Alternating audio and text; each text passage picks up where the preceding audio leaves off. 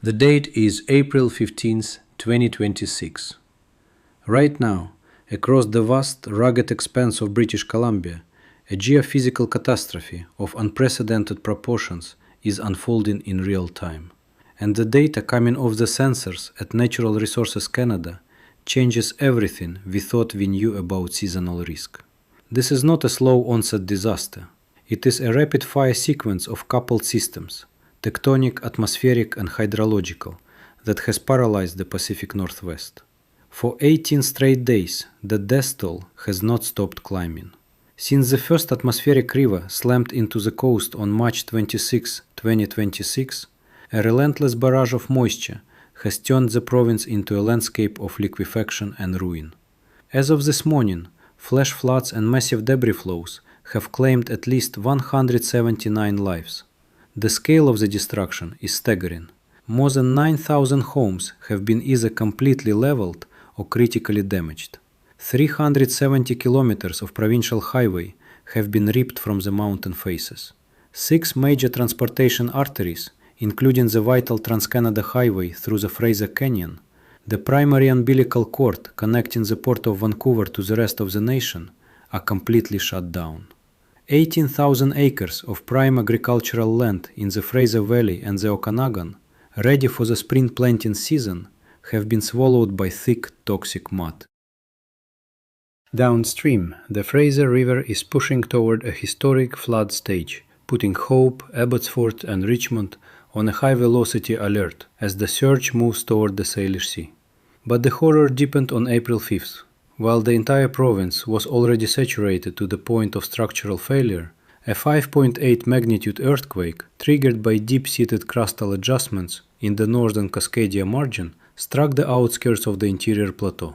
It collapsed homes and barns that the weeks of rain had already hollowed out from the inside. Yet, there is one detail that tells the true, terrifying story of this crisis. On April 7th, 22 people died in a single 24-hour period. 13 of them were not caught in the surging floodwaters. They were not swept away by the rivers. They were asleep in their own beds. Their roofs, massive structures of heavy timber and waterlogged sod, or insulation in older rural homesteads, soaked through after 3 weeks of relentless hammering rain and finally gave way. These were structures that had survived decades of brutal Canadian winters, forest fires, and previous seismic tremors. The thing that finally brought them down was the sheer, crushing weight of water. Tonight, as more rain falls across the coast mountains and the Monachis, thousands of people are lying under roofs made of the same compromised materials. In a province where the cost of living was already at a breaking point, 1.5 million people are now facing immediate food insecurity as the supply chains vanish. And the forecast from Environment and Climate Change Canada calls for more. This is how the collapse began. The chronology of this cascading failure reveals a terrifying synergy between the atmosphere and the Earth's crust. It began on March 26, 2026, when a persistent omega block weather pattern locked a series of potent atmospheric rivers over the Pacific Northwest. Heavy rainfall began hammering 28 of British Columbia's regional districts, from the coastal fjords to the high Interior Plateau. Within just 3 days, by March 29th, 17 people were confirmed dead, mostly swept away in local washouts in the Lillooet and Bridge River regions. By March 30th, the storm system had expanded eastward across the Continental Divide, crossing the provincial boundary into Alberta and claiming 45 lives between the two provinces in a single 72-hour window. By April 4th, the death toll inside British Columbia alone hit 77. Public Safety Canada and the BC River Forecast Centre issued unprecedented province-wide flood warnings. But the worst was not coming from the clouds. It was coming from the bedrock. At 4:12 a.m. on April 5, 2026, while the province's terrain was at a liquid breaking point, the Canadian National Seismograph Network detected a violent rupture. A magnitude 5.8 earthquake struck the Ominieca Belt, its epicenter located 45 kilometers northeast of Hazelton at a shallow depth of 12 kilometers. This was not a typical subduction event, but a sharp crustal adjustment within the intermontane plate. Seismologists at Natural Resources Canada, NRCan, recorded peak ground accelerations that far exceeded typical models for this magnitude. The shaking reached as far south as Vancouver and east to Prince George. In the capital region of the north, 3 secondary structures collapsed immediately. In the remote community of Gittonmac's, near the junction of the Skeena and Bulkley rivers, 8 people died when a saturated hillside simply ceased to exist, turning into a high-velocity debris flow that buried a residential street in seconds. By April 6th, the combined toll from floods, seismic collapses and lightning strikes reached 110. By April 12th, it surged to 179. The number has not stopped moving because the physics of the landscape has fundamentally shifted. Zooming out, we see the architectural vulnerability of the Canadian West. British Columbia is a province defined by its Cordillera, ringed by the Coast Mountains and the Rockies, with the narrow corridors of the Fraser and Thompson rivers acting as the only viable transit routes. The eastern passages through the Selkirks and Monashees form a funnel toward the Alberta border. These corridors carry the Trans-Canada Highway, Highway 1, the single most critical economic artery in the country. It connects the Port of Vancouver, Canada's gateway to the world, to the interior and the rest of the nation. That highway has been severed for over a week.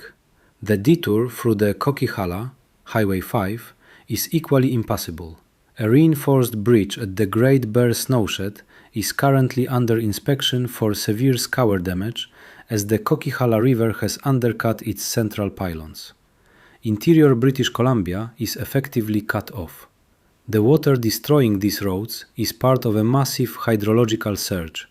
It is flowing south and west through the Fraser River system, pushing levels to near Bankful at Hope and Mission, hundreds of kilometers downstream. At the Mission gauge, the water is rising at a rate of 14 centimeters per hour, threatening the low-lying dikes of Richmond and Delta. But what is not making the headlines is the anthropogenic catalyst. Decades of land use changes. British Columbia has lost vast stretches of its old-growth forest and high-elevation canopy to decades of pest infestations like the pine beetle and intensive logging. In the Caribou and Chilcotin districts, catastrophic flooding was historically rare. The deep root systems of cedar and fir held the mountain slopes together, and the forest floor acted as a giant sponge for snowmelt. That forest cover is largely gone or compromised. These districts are now among the most flood vulnerable in North America. When rain hits these denuded slopes, the physics changes. Without the forest interception, water hits the bare rock and thin soil directly. Instead of soaking in over days, it channels into the valley floors in minutes. The tectonic fury of this event lies in the coupling of systems. This spring's extreme rainfall is colliding with an abnormally heavy snowpack in the high alpine. Warmer than average temperatures are accelerating the freshet, the spring melt, to a degree never before recorded in the 21st century. We have two massive water sources, the atmospheric river from above and the accelerating snowmelt from the mountains, converging in the same river system simultaneously. Tributaries that usually peak weeks apart are peaking in unison. And then the ground shook. The 5.8 magnitude quake on April 5th did more than just knock down chimneys. It destabilized thousands of waterlogged, oversteepened slopes across the north and interior. Soil that was already saturated to the limit, having lost its shear strength, received a violent lateral jolt. In the words of Dr. Elena Vance, a senior research scientist at the Geological Survey of Canada, the landslide risk in a saturated terrain doesn't just add to the seismic risk, it multiplies it exponentially. We are seeing slope failures on gradients that should be stable, simply because the pore water pressure is so high that the earthquake's energy turns the ground into a heavy fluid. The rain has not stopped, and the data suggests the crust remains intensely active. To understand the sheer magnitude of the 2026 crisis, we must look to the ghosts of Canada's geological past. This is no longer a 1-in-100-year event. The data suggests we have entered a period of systemic terrestrial instability.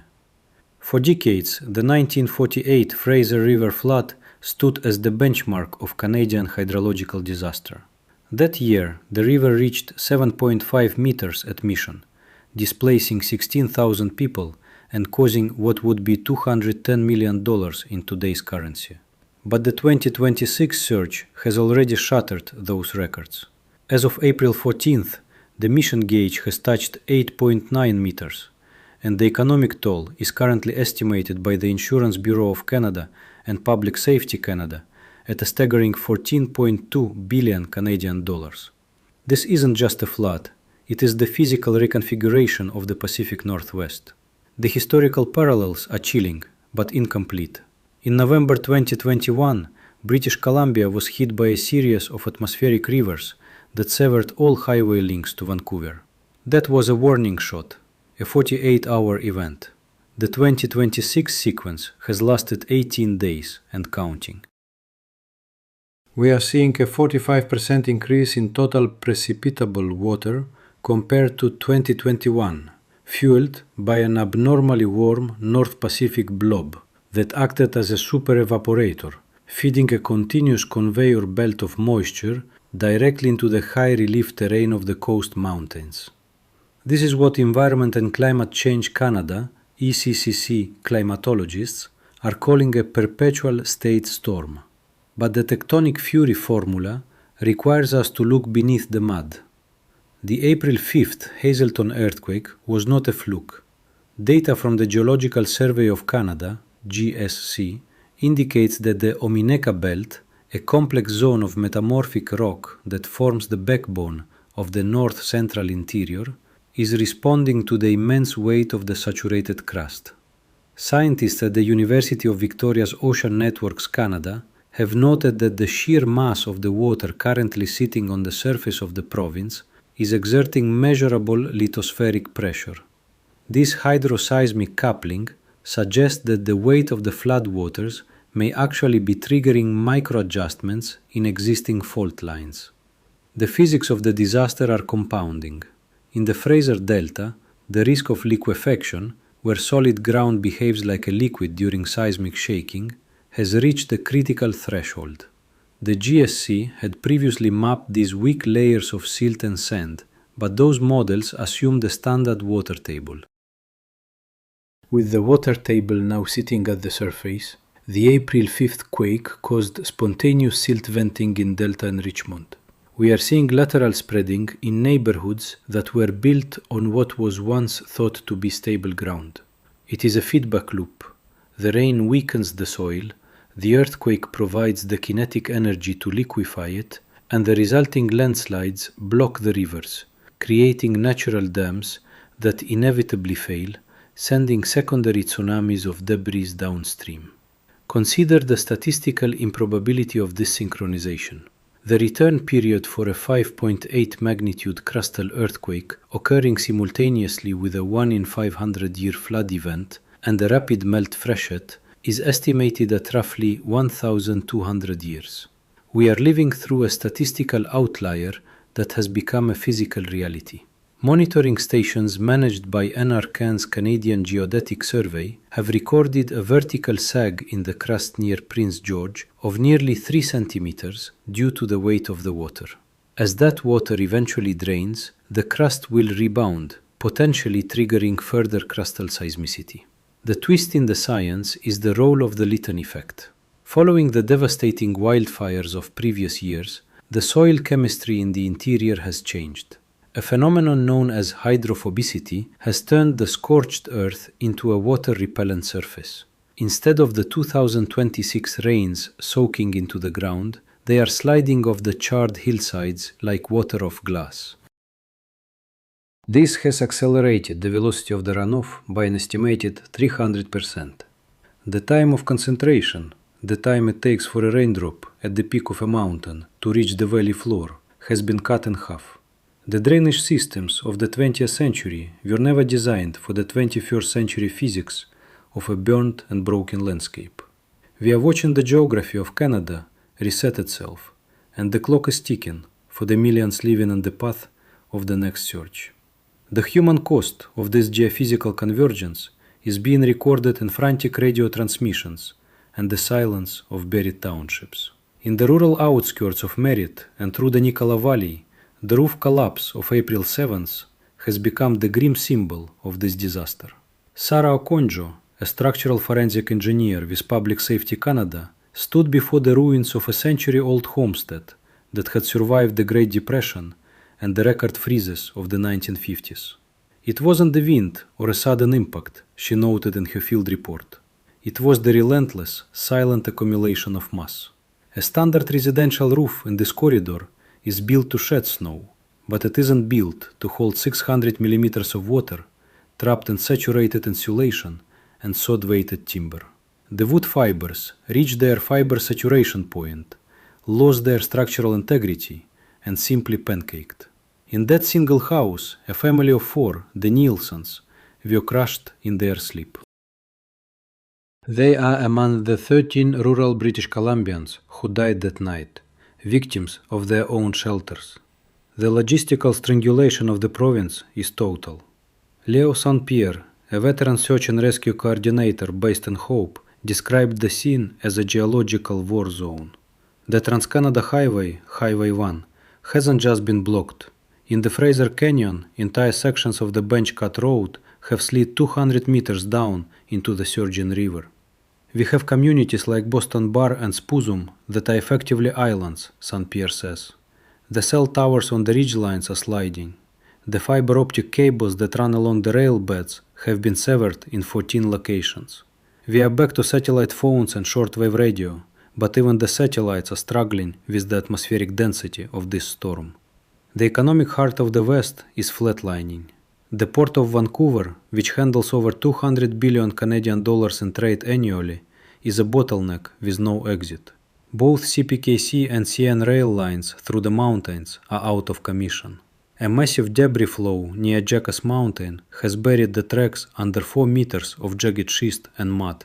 For the 17 million people across Western Canada who rely on this supply chain for everything from produce to medical supplies, the clock is ticking isn't a metaphor. It is the reality of thinning grocery store shelves. In Abbotsford, the Gravel family, who have farmed the Sumas Prairie for 3 generations, watch as 500 acres of prime berry and vegetable land sits under 2 meters of silt-laden water. The spring planting season is gone, says Harpreet Gravel. The soil is poisoned with runoff from flooded septic systems and upstream mining tailings loosened by the Hazelton quake. You can't just drain this and start over. The land is dead for this year and maybe the next. The financial damage is scaling toward an unthinkable 25 billion Canadian dollars. Beyond the $9,000 homes destroyed, the destruction of 543 livestock in the first week alone signaled a collapse in the regional food system. But the most insidious threat is the water itself. In the Kootenays and the Okanagan, over 300 irrigation canals and 1,200 freshwater wells have been contaminated or physically destroyed. Dr. Anika Patel, a hydrologist with the University of British Columbia, warns that the water paradox is now the primary killer. We are surrounded by millions of acre-feet of water, and yet, in towns like Princeton and Keremeos, there is not a drop of potable water to be found. The floodwaters are a toxic slurry of E. coli, diesel, and glacial sediment. Every well we test is showing catastrophic levels of contamination. The ecological feedback loops are equally devastating.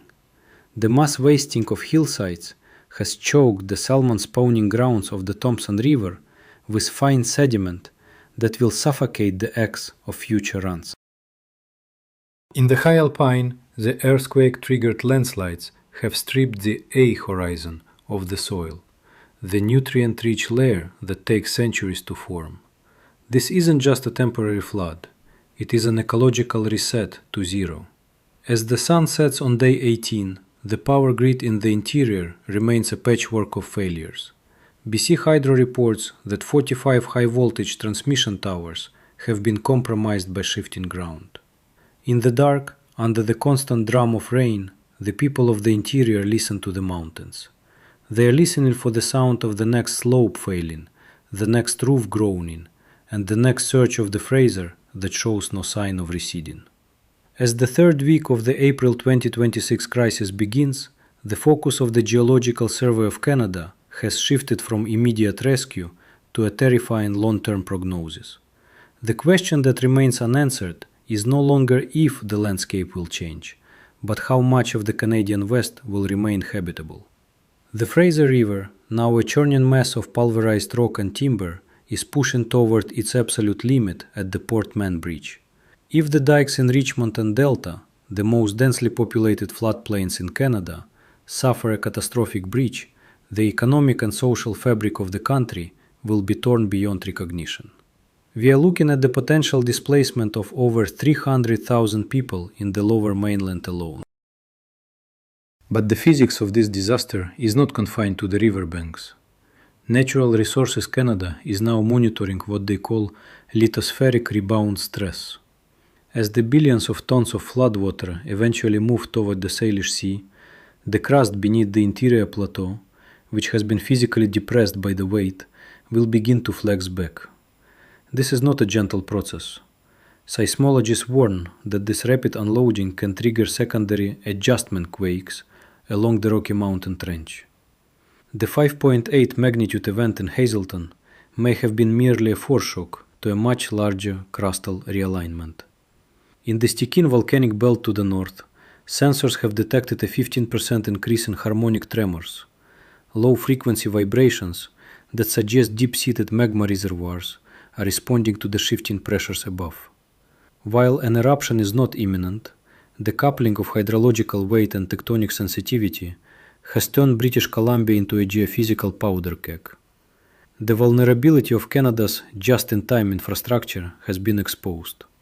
The Port of Vancouver is currently a ghost terminal, with 400 million Canadian dollars in exports rotting in stranded rail cars every day. The damage to the national power grid is even more insidious. BC Hydro engineers have identified scour-induced instability in the foundations of high-voltage pylons across the Monashi Pass. The very soil meant to anchor the province's energy independence has turned into a pressurized slurry. If the grid fails during the next forecasted cold snap, the millions of people already reeling from the floods will face a secondary crisis of exposure and hypothermia. Looking forward into 2027 and beyond, the long shadow of the 2026 floods will define the Canadian economy for a generation. The 18,000 acres of drowned farmland are not just a one-year loss. The deposit of heavy metal-laden silt from upstream mining sites has potentially poisoned the soil for years to come. The spring planting season has been replaced by a decontamination era.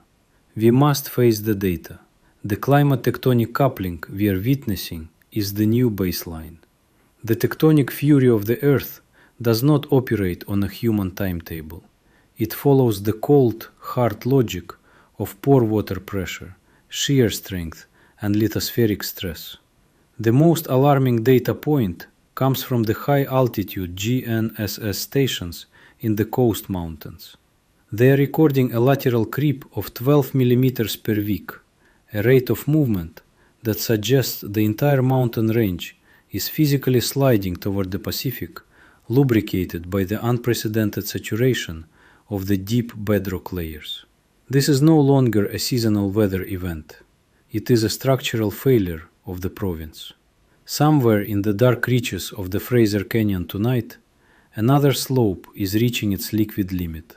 Another timber roof is absorbing its final liter of water. The wells are poisoned, the highways are gone, and the ground beneath the feet of 5 million Canadians is still moving. The data tells us one thing with absolute certainty. The 2026 event is not over. It is merely the opening chapter of a permanent geographical reset. Follow the sensors, follow the melt, follow the data.